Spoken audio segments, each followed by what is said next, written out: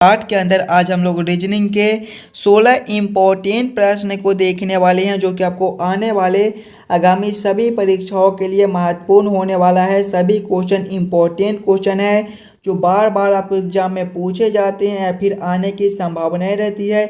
अभी आपको कुछ इसी प्रकार के प्रश्न पूछे जाते हैं, तो आपको आने वाले आगामी सभी परीक्षाओं के लिए ये सारे क्वेश्चन महत्वपूर्ण होने वाले हैं। तो पहले आप लोग खुद से ज़रूर सॉल्व करने की कोशिश कीजिएगा और हमारे साथ अंत तक जरूर बने रहिएगा। चलिए हम लोग 1 नंबर क्वेश्चन की ओर चलते हैं। 1 नंबर क्वेश्चन आपको कह रहा है, नीचे दिए गए प्रश्न में संबंधित संख्या को चुनिए। नंबर एनालॉजी रीजनिंग के प्रश्न है।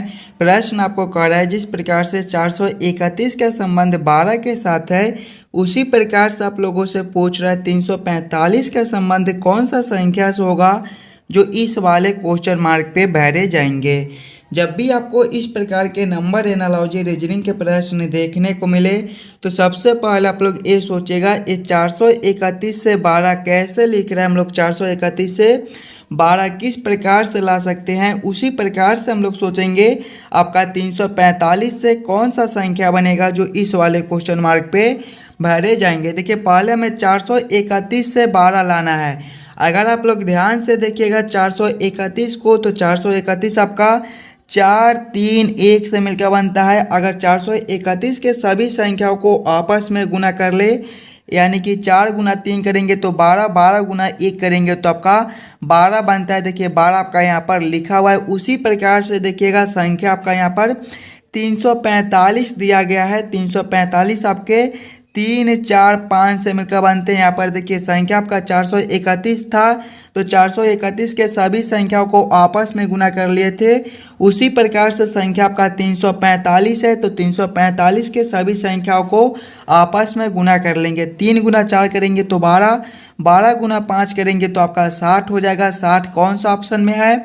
ऑप्शन नंबर बी में दिया गया है, जो कि आपके सही उत्तर हो जाएंगे मेरे भाई। इस वाले क्वेश्चन मार्क पे आपका 60 भरा जाएगा। चलिए अगले प्रश्न की ओर हम लोग चलेंगे, क्वेश्चन नंबर 2 की ओर। ये रहा क्वेश्चन नंबर 2। क्वेश्चन नंबर 2 आपको कह रहा है, नीचे दिए गए श्रृंखला को पूरा करें। श्रृंखला सीरीज से रिलेटेड क्वेश्चन है और इस प्रकार के भी प्रश्न आपको एग्जाम में आते रहते हैं, तो ज़रूर आप लोग खुद से सॉल्व करने की कोशिश कीजिएगा। देखिए एक श्रृंखला सीरीज दिया गया है और यहाँ पर क्वेश्चन मार्क है। इन्हीं क्वेश्चन मार्क पे कौन सी संख्या भरी जाएगी, ये आप लोगों से पूछ रहे हैं। जब भी आपको श्रृंखला सीरीज से रिलेटेड क्वेश्चन देखने को मिले, तो सबसे पहले आप लोग श्रृंखला को ध्यान से देखिएगा, आपका किस प्रकार का सीरीज दिया गया है, इसे हम लोग कैसे जल्द से जल्द सॉल्व कर सकते हैं। पहले आपका 2 लिखा हुआ है, 2 के आगे मेरे भाई आपका 6 लिखा हुआ है, 6 के आगे आपका 4 दिया गया है, 4 के आगे देखिए आपका 9 है, 9 के आगे आपका 8 है, 8 के आगे आपका 13 दिया गया है, 13 के आगे आपका 16 है, 16 के आगे आपका 18 और 18 के आगे देखिएगा तो आपका 32 है और इसके आगे आपका क्वेश्चन मार्क दिया गया है। ध्यान से देखिएगा तो श्रृंखला आपका ऊपर से नीचे हो रहा है। अगर आप लोग एक संख्या छोड़कर देखिएगा, यानी कि 2 से 4 को देखिएगा, तो इसमें गुना 2 हो जाएगा मेरे भाई। उसी प्रकार से 4 से 8 को देखिएगा तो इसमें भी आपके गुना 2 हो जाएंगे। 8 से 16 लिखा हुआ है, गुना 2 है। 16 से 32 है मेरे भाई, गुना 2 है। लेकिन इस वाले क्वेश्चन मार्क के लिए हम लोग इस वाले 6 से देखेंगे कि 6 से 9 कैसे लिख रहा है, तो इसमें आपका +3 है, 9 से आपका 13 है, +4 है, 13 से 18 है मेरे भाई, +5 है, 18 से देखिएगा आगे आपका क्वेश्चन मार्क है, +3, +4, +5, तो आगे आपका +6 हो जाएगा। 18 + 6 आपके कितने होते हैं? 18 + 6 आपका 24 होता है। 24 कौन सा ऑप्शन में है? ऑप्शन नंबर ए में दिया गया है, जो कि आपके सही उत्तर हो जाएंगे। इस वाले क्वेश्चन मार्क पे आपका 24 भरा जाएगा। क्लियर है? अगर इस वाले क्वेश्चन मार्क पे 24 भरा जाएगा, इससे अगला वाला संख्या आपसे पूछता है तो फिर हम लोग 18 गुना 2 कर देते, 32 गुना 2 कर देते, तो आपका कितना हो जाता? 32 गुना 2 आपके 64 हो जाते, जो कि इससे अगला संख्या आपका निकल कर चला आता। चलिए अगले प्रश्न की ओर हम लोग चलेंगे, क्वेश्चन नंबर 3 की ओर।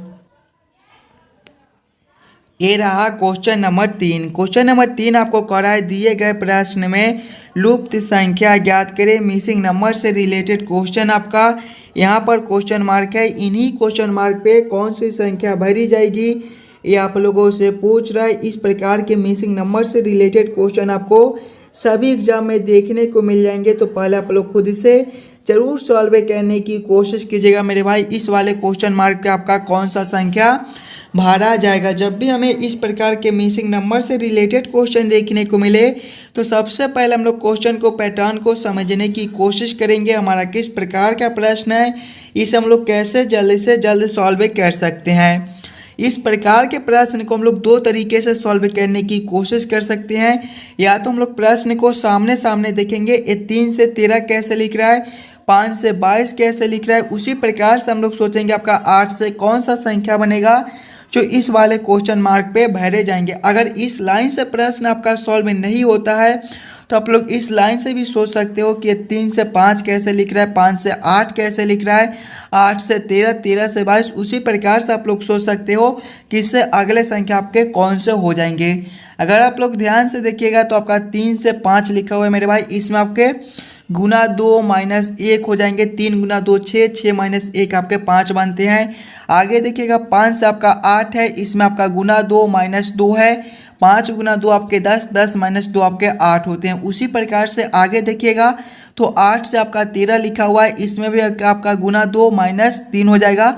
8 गुना 2 आपके 16, 16 माइनस 3 आपके 13 होते हैं। आगे देखिएगा तो 13 से आपका 22 लिखा हुआ है, इसमें मेरे भाई आपके गुना 2 माइनस 4 हो जाएंगे। देखिएगा 13 गुना 2 26, 26 माइनस 4 कीजिएगा तो आपका 22 हो जाएगा। देखिए गुना 2 माइनस 1, गुना 2 माइनस 2, गुना 2 माइनस 3, गुना 2 माइनस 4, तो अगले आपके गुना 2 माइनस 5 हो जाएंगे। गुना 2 माइनस 5 यानी कि जब हम लोग 22 गुना 2 करेंगे और माइनस 5 करेंगे तो आपके कितने हो जाएंगे, 22 गुना 2 44, 44 माइनस 5 मेरे भाई आपके 39 हो जाएंगे। 39 आपका ऑप्शन नंबर सी में दिया गया है, जो कि आपके सही उत्तर हो जाएंगे। इस वाले क्वेश्चन मार्क पे आपका 39 भरा जाएगा। चलिए अगले प्रश्न की ओर हम लोग चलेंगे, क्वेश्चन नंबर 4 की ओर। नंबर 4 आपको कह रहा है निम्नलिखित आकृति में कितने त्रिभुज है। इस वाले आकृति में टोटल कितने त्रिभुज बनते हैं ये आप लोगों से पूछ रहा है। पहले आप लोग खुद से जरूर काउंटिंग करने की कोशिश कीजिएगा। इस वाले फिगर आकृति में आपका टोटल कितना ट्रायंगल त्रिभुज बनता है। जब भी आपको त्रिभुज काउंटिंग करने के लिए बोले तो पहले आप लोग छोटे छोटे त्रिभुज को काउंटिंग करते चलिएगा। तो इस वाले आकृति में आपके छोटे छोटे त्रिभुज को देखिएगा तो आपका एक त्रिभुज ए हो जाएगा मेरे भाई, दूसरे आपके ए हो जाएंगे, तीसरे आपके ए हो जाएंगे, चौथे आपके ए हो जाएंगे, पांचवें त्रिभुज आपके ए हो जाएंगे और छठे त्रिभुज आपके ए हो जाएंगे। ध्यान से देखिएगा तो सातवां आपका यहाँ से लेकर यहाँ तक ए हो जाएगा आपका सातवां। आठवां को देखिएगा तो उसी प्रकार से यहाँ से लेकर यहाँ तक मेरे भाई आपके हो जाएंगे आठवें। और नौवें को देखिए आपका यहाँ से लेकर यहाँ तक ये आपका हो जाएगा नौवां। ध्यान से देखिएगा अभी इसमें और त्रिभुज बनता है। देखिएगा 10वां को देखिएगा तो 10वां आपका यहाँ से लेकर यहाँ तक भी एक बनता है, ये आपके 10वें त्रिभुज हो जाएंगे। 11वें को देखिएगा तो 11वां आपका यहाँ से लेकर यहाँ तक एक बनता है, ये आपके 11वें हो जाएंगे। उसी प्रकार से 12वें को देखिएगा तो देखिए आपका यहाँ से लेकर यहाँ तक भी एक बनता है, ये मेरे भाई आपके 12वें हो जाएंगे। और 13वें को देखिएगा तो 13वां आपका देखिए यहाँ से लेकर यहाँ तक एक बन रहा है, ये आपके 13वें हो जाएंगे। और 14वें को देखिएगा आपका ये वाला एक बन रहा है, यहाँ से लेकर यहाँ तक एक बनता है, ये आपके 14वें हो जाएंगे। और 15वें आपका उसी प्रकार से इस साइड हो जाएगा, यहाँ से लेकर यहाँ तक ये आपके 15वें हो जाएंगे। और 16वें मेरे भाई सबसे बड़े वाले यानी कि यहाँ से लेकर यहाँ तक भी एक आकृति आपका एक त्रिभुज बनता है, ये आपके 16वें हो जाएंगे। 16 आपका कौन सा ऑप्शन में है, ऑप्शन नंबर ए में दिया गया है, जो कि आपके सही उत्तर हो जाएंगे। इस वाले आकृति में आपके टोटल 16 ट्रायंगल त्रिभुज बनते हैं, ऑप्शन ए आपका सही हो जाएगा। चलिए अगले प्रश्न की ओर हम लोग चलेंगे, क्वेश्चन नंबर 5 की ओर।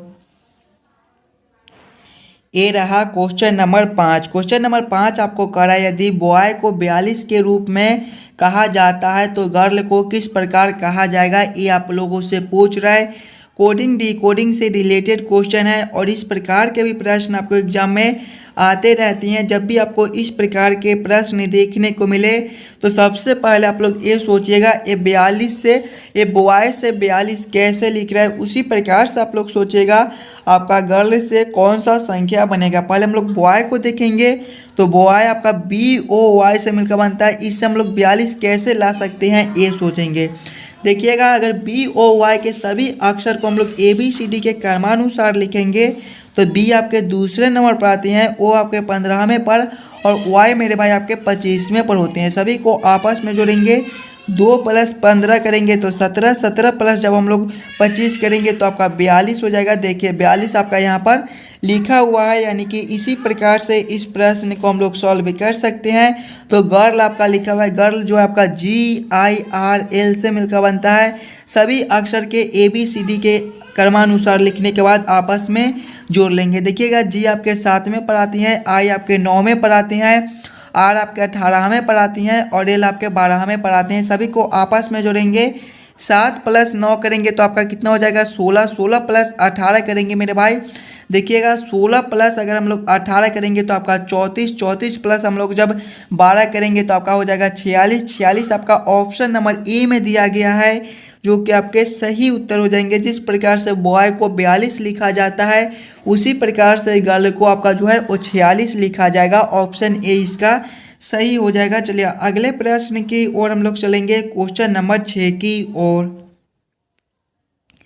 ये रहा क्वेश्चन नंबर 6। क्वेश्चन नंबर 6 आपका वेन आरेख वेन डायग्राम से रिलेटेड क्वेश्चन है। सब्जियां आलू खाद्य पदार्थ का किस प्रकार से वेन आरेख वेन डायग्राम बनेगा, ये आप लोगों से पूछ रहे हैं। पहले आप लोग खुद से जरूर सॉल्व करने की कोशिश कीजिएगा। सब्जियां आलू और खाद्य पदार्थ का किस प्रकार से वेन आरेख वेन डायग्राम बनेगा, कौन किसके साथ संबंधित है, किसके अंदर हम लोग किसको रख सकते हैं। ध्यान से देखिएगा तो खाद्य पदार्थ के अंदर ही मेरे भाई आपके सब्जियां होती हैं और सब्जी के अंदर ही आपके आलू होती हैं। यानी कि सबसे पहले हम लोग खाद्य पदार्थ के लिए एक गोला बना लेंगे और खाद्य पदार्थ के अंदर आपका सब्जियां आ जाएगा, यानी कि इसके अंदर आपके सब्जियां और सब्जियां के अंदर मेरे भाई आपका आलू हो जाएगा। तो इसका वेन आरेख वेन डायग्राम आपका कुछ इस प्रकार से बनेगा, जो कि ऑप्शन नंबर बी में दिया गया है। क्वेश्चन नंबर 6 का आपका ऑप्शन भी सही हो जाएगा। खाद्य पदार्थ के अंदर ही आपके सब्जियां होती हैं और सब्जियां के अंदर ही दोस्तों हम लोग आलू के सब्जी भी खाते हैं, यानी कि सब्जियां के अंदर आपके आलू हो जाएंगे। इसका वेन आरेख वेन डायग्राम इस प्रकार से बनेगा, जो कि ऑप्शन बी में दिया गया है। चलिए अगले प्रश्न की ओर हम लोग चलेंगे, क्वेश्चन नंबर 7 की ओर। ये रहा क्वेश्चन नंबर 7। क्वेश्चन नंबर 7 आपको करा है, नीचे दिए गए प्रश्न में विषम संख्या को पहचान करें। विषम संख्या चुनने के लिए बोला जा रहा है। जब भी आपको विषम संख्या चुनने के लिए बोले तो पहले आप लोग चारों ऑप्शन को ध्यान से देखिएगा और समझने की कोशिश कीजिएगा। ये चारों ऑप्शन में आपके सबसे अलग ऑप्शन कौन से दिए गए हैं। ऑप्शन ए में 66 है, ऑप्शन बी में 76 है, ऑप्शन सी में 56 है और ऑप्शन डी में 36 दिया गया है। ध्यान से देखिएगा तो 66, 76 और 56 किसी भी संख्या का स्क्वायर नहीं होता है, लेकिन 36 मेरे भाई आपके 6 के स्क्वायर होते हैं। तो सबसे अलग आपके ऑप्शन डी हो जाएंगे। सिर्फ 36 जो है वो किसी संख्या का स्क्वायर होता है, इसके अलावा बाकी तीनों संख्या जो है वो किसी का भी स्क्वायर नहीं होता है। तो सबसे अलग आपके ऑप्शन डी हो जाएंगे। क्वेश्चन नंबर 7 का आपका ऑप्शन डी सही हो जाएगा। चलिए अगले प्रश्न की ओर हम लोग चलेंगे, क्वेश्चन नंबर 8 की ओर। ये रहा क्वेश्चन नंबर 8। क्वेश्चन नंबर 8 आपको करा है, नीचे दिए गए निम्नलिखित शब्दों का सही क्रम बताएं। अवशेषण, पाचन, पोषण और उत्सर्जन का किस प्रकार से सही क्रम बनेगा, ये आप लोगों से पूछ रहा है। सबसे पहले आप लोग सभी शब्दों को ध्यान से देखिएगा और समझने की कोशिश कीजिएगा कि ये सभी शब्दों का जो सही क्रम है वो किस प्रकार से बनेगा। देखिए ऑप्शन ए में आपका अवशोषण है, उसके बाद पाचन है, पोषण है और उत्सर्जन दिया गया है। इसमें सबसे पहले मेरे भाई आपके जो है वो पाचन हो जाएंगे, यानी कि 2 नंबर। पाचन के बाद आपका अवशोषण हो जाएगा, यानी कि 1 नंबर। अवशेषण के बाद मेरे भाई आपके पोषण हो जाएंगे, यानी कि 3 नंबर। और पोषण के बाद आपका उत्सर्जन हो जाएगा, यानी कि 4 नंबर। 2, 1, 3, 4 कौन सा ऑप्शन में है, 2, 1, 3, 4 आपके ऑप्शन नंबर बी में दिया गया है, जो कि आपके सही उत्तर हो जाएंगे। ये सभी शब्दों का जो सही क्रम है वो सबसे पहले आपका पाचन, पाचन के बाद आपका हो जाएगा अवशोषण, अवशोषण के बाद आपका पोषण और उसके बाद आपका जो है वो उत्सर्जन हो जाएगा। क्वेश्चन नंबर 8 का आपका ऑप्शन बी सही हो जाएगा। चलिए अगले प्रश्न की ओर हम लोग चलेंगे, क्वेश्चन नंबर 9 की ओर। ये रहा क्वेश्चन नंबर 9। क्वेश्चन नंबर 9 आपको कह रहा है, यदि स्टॉप को कोड भाषा में 19, 20, 15, 16 लिखा जाए तो शब्द पोस्ट को हम उसी कोड भाषा में किस प्रकार लिखेंगे, ये आप लोगों से पूछ रहा है। कोडिंग डिकोडिंग से रिलेटेड क्वेश्चन है। जब भी आपको इस प्रकार के कोडिंग डिकोडिंग से रिलेटेड क्वेश्चन देखने को मिले तो सबसे पहले आप लोग ये सोचेगा STOP से ये 19 20 15 16 आपका किस प्रकार से लिख रहा है। देखिए स्टॉप जो है आपका STOP से मिलकर बनता है। इसका कोड देखिए मेरे भाई 19 20 15 16 लिखा हुआ है। यानी कि अगर हम लोग सभी अक्षर को ABCD के क्रमानुसार लिख देते हैं तो S आपके 19 में पढ़ाता है, T आपके 20 में पढ़ाता है, O आपके 15 में पढ़ाती हैं और P जो है वो आपके 16 में पढ़ाते हैं। देखिए 19 20 15 16 यहाँ पर आपका 19 20 15 16 लिखा हुआ है। यानी कि इसी प्रकार से इस प्रश्न को हम लोग सॉल्व कर सकते हैं। तो आपका POTS दिया गया है, देखिएगा POTS दिया गया है। इसके भी सभी अक्षर को हम लोग ABCD के क्रमानुसार लिख लेंगे। तो P आपके 16 में पढ़ाती हैं, O आपके 15 में पढ़ाती हैं, T आपके 20 में पढ़ाती हैं और S आपके 19 में पढ़ाती हैं। कौन सा ऑप्शन में आपका 16 15 20 19 दिया गया है। देखिएगा 16 15 20 19 आपके ऑप्शन नंबर C में दिए गए हैं, जो कि आपके सही उत्तर हो जाएंगे। चलिए अगले प्रश्न की ओर हम लोग चलेंगे, क्वेश्चन नंबर 10 की ओर। ये रहा क्वेश्चन नंबर 10। क्वेश्चन नंबर 10 आपको कर रहा है, नीचे दिए गए प्रश्न आकृति में विषम आकृति को पहचान करें। ये भी आपके लिए इम्पोर्टेंट प्रश्न है। कुछ इस प्रकार के भी प्रश्न आपको एग्जाम में पूछे जाते हैं, तो पहले आप लोग खुद से जरूर सॉल्व करने की कोशिश कीजिएगा। देखिए आपका यहाँ पर एक प्रश्न आकृति दिया गया है, 4 आकृति दिए गए हैं। इन्हीं चारों आकृति में सबसे अलग आकृति कौन सा है, ये आप लोगों से पूछ रहा है। पहले आप लोग सभी आकृति को ध्यान से देखिएगा और समझने की कोशिश कीजिएगा कि चारों आकृति में आपका सबसे अलग आकृति कौन सा दिया गया है। देखिएगा आकृति ए में अगर आप लोग देखिएगा तो सभी का मुंह देखिए बाहर की ओर खुला हुआ है मेरे भाई, बाहर की ओर। आकृति बी में देखिएगा तो इसमें भी सभी का मुंह जो है वो बाहर की ओर खुला हुआ है। आकृति सी में देखिए तो इसमें भी आपका जो है वो देखिए तीनों का मुंह बाहर की ओर है, लेकिन एक का मुंह देखिएगा अंदर की ओर कर दिया गया है। इसका मुंह देखिए अंदर की ओर मेरे भाई कर दिया गया है। आकृति डी में देखेंगे तो इसमें भी देखिए सभी का मुंह जो है वो बाहर की ओर कर दिया गया है, लेकिन आकृति सी में देखिए एक आकृति का मुंह जो है वो अंदर की ओर कर दिया गया है। तो सबसे अलग आपके आकृति सी हो जाएंगे, यही आपका विषम आकृति हो जाएगा।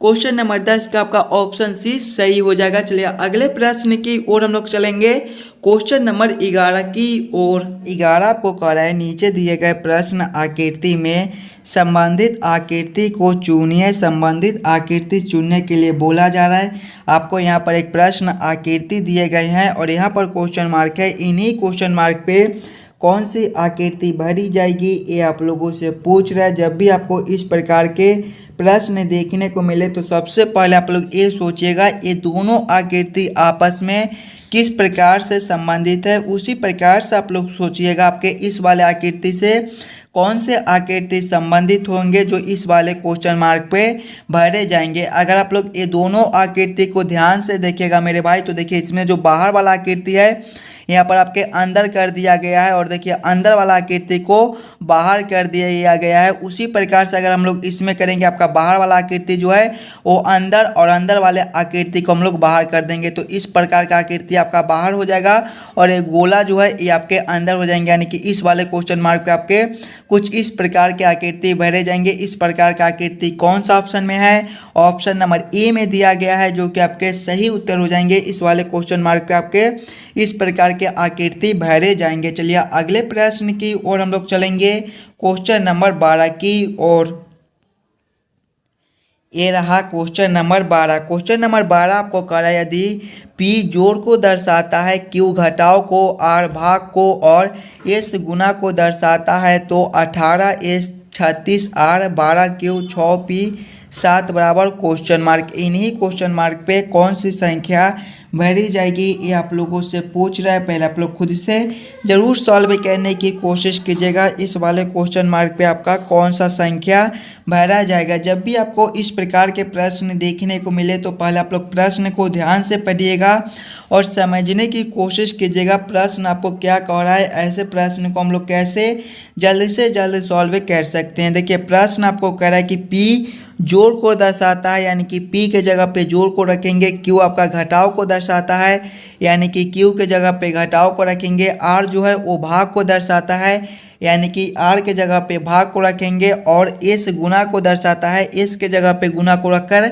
इस समीकरण को हम लोग हल कर लेंगे। देखिएगा, पहले आपका 18S दिया गया है, 18S आपका गुना को दर्शाता है, तो यहाँ पर आपके गुना 36 हो जाएंगे। उसके बाद आपका R दिया गया है, R देखिए भाग को दर्शाता है, तो यहाँ पर आपके भागा 12 हो जाएंगे। उसके बाद आपका Q है, Q आपके घटाव को दर्शाता है, तो यहाँ पर घटाव 6 हो जाएंगे। उसके बाद आपका P है, P जोड़ को दर्शाता है, तो यहाँ पर आपके जोड़ 7 हो जाएंगे। जब इस समीकरण को हम लोग हल करेंगे तो पहले आपके भाग के काम हो जाएंगे, उसके बाद गुना के, उसके बाद घटाव के, उसके बाद जोड़ के। पहले हम लोग भाग के काम करेंगे। देखिएगा, 18 गुना करेंगे 36 भागा 12 आपके 3 हो जाएंगे, घटाव 6 प्लस करेंगे 7। देखिएगा, 18 गुना 3 मेरे भाई आपके कितने हो जाएंगे, 54।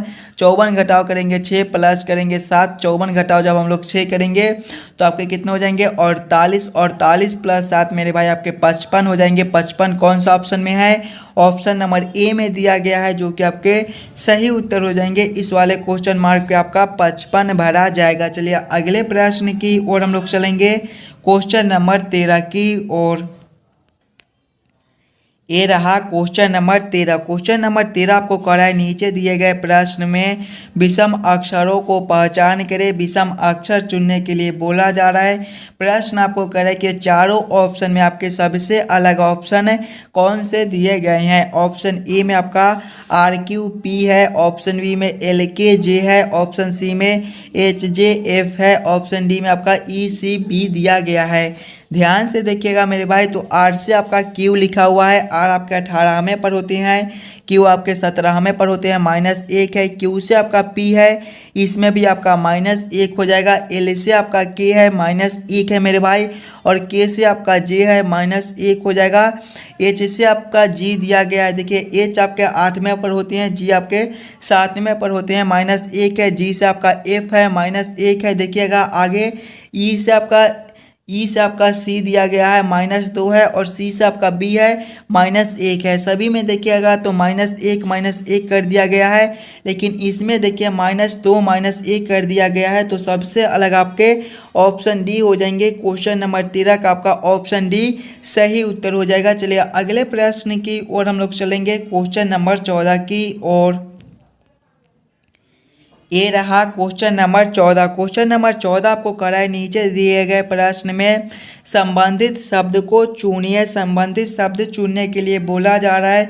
प्रश्न आपको कह रहा है, जिस प्रकार से स्वच्छता का संबंध बीमारी के साथ है, उसी प्रकार से आपसे पूछ रहा है सावधानी का संबंध कौन सा शब्द से होगा, जो इस वाले क्वेश्चन मार्क पे भरे जाएंगे। जब भी आपको इस प्रकार के रीजनिंग के प्रश्न देखने को मिले तो सबसे पहले आप लोग ये सोचेगा, ये स्वच्छता से बीमारी कैसे लिख रहा है, स्वच्छता से बीमारी किस प्रकार से संबंधित है, उसी प्रकार से आप लोग सोचेगा आपका सावधानी से कौन सा शब्द संबंधित होंगे, जो इस वाले क्वेश्चन मार्क पे भरे जाएंगे।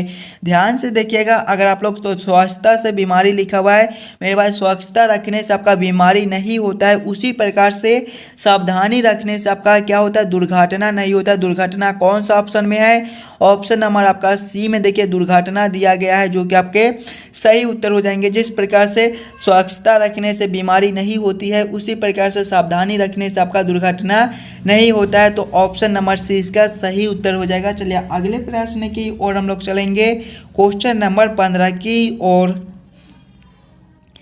ये रहा क्वेश्चन नंबर 15। क्वेश्चन नंबर 15 आपको कह रहा है, नीचे दिए गए प्रश्न आकृति का दर्पण प्रतिबिंब ज्ञात करें। यहाँ पर आपका एक प्रश्न आकृति दिया गया है, और मेरे भाई आपके कुछ इस प्रकार से दर्पण दिए गए हैं, और इस वाले प्रश्न आकृति का आपसे दर्पण प्रतिबिंब पूछ रहा है। बहुत ही इंपॉर्टेंट प्रश्न है, तो पहले आप लोग खुद इसे जरूर सॉल्व करने की कोशिश कीजिएगा। दर्पण प्रतिबिंब में क्या होता है मेरे भाई, कि बाएं वाले दाएं में दिखाई देते हैं, और दाएं वाले जो है वो बाएं में चले आते हैं।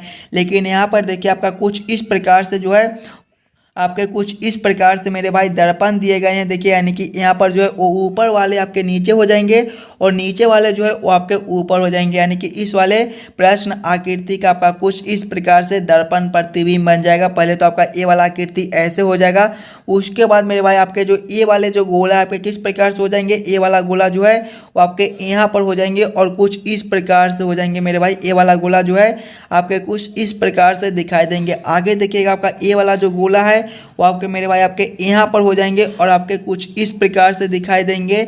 और उसके बाद जो आपका ए वाला गोला है सबसे ऊपर वाला जो सबसे नीचे आ जाएंगे और आपका कुछ इस प्रकार से दिखाई देगा। इस प्रकार के आकृति आपके कौन सा ऑप्शन में दिए गए हैं, देखिएगा ऑप्शन नंबर डी में आपका कुछ इस प्रकार से आकृति दिया गया है, जो कि आपके सही उत्तर हो जाएंगे। इस वाले प्रश्न आकृति का दर्पण प्रतिबिंब आपका कुछ इस प्रकार से बनेगा। चलिए अगले प्रश्न की ओर हम लोग चलेंगे, क्वेश्चन नंबर 16 की ओर। क्वेश्चन नंबर 16 जो है ये आपके होमवर्क के तौर पे छोड़े जाते हैं।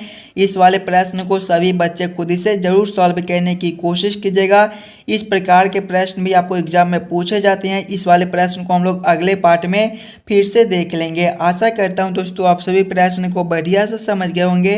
अगर आपको किसी भी प्रश्न में कहीं पर भी कोई दिक्कत आ जाए तो हमें ये भी कमेंट कर दीजिएगा।